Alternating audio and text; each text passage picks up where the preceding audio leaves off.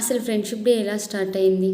ఎప్పుడైనా మనకు అనిపించిందా? ఫ్రెండ్షిప్ డే ఎలా స్టార్ట్ అయిందంటే 1930లో అమెరికాలో ఇది ఫస్ట్ టైం స్టార్ట్ చేశారనమాట ఫ్రెండ్షిప్ డే అనేది. అయితే దీనికి అసలైన ఆలోచన ఇచ్చింది ఎవరు అని అంటే జాయిస్ హాల్ గారు.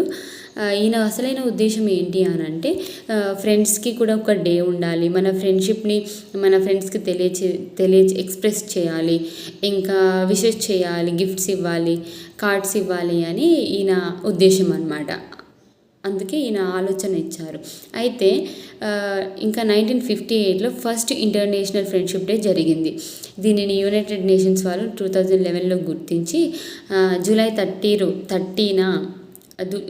30ని ఇంటర్నేషనల్ ఫ్రెండ్షిప్గా అధికారికంగా దాన్ని అనౌన్స్ చేశారనమాట. అంటే జూలై 30 ఇది ఫ్రెండ్షిప్ డే అని, అది ఇంటర్నేషనల్ ఫ్రెండ్షిప్ డే. కానీ మన ఇండియాలో ఎవ్రీ ఆగస్ట్ ఫస్ట్ సండే రోజు జరుపుకుంటాం మన ఫ్రెండ్షిప్. లైక్ యూత్, స్టూడెంట్స్ ఎక్కువగా సెలబ్రేట్ చేసుకుంటూ ఉంటారు ఫ్రెండ్షిప్ డేని.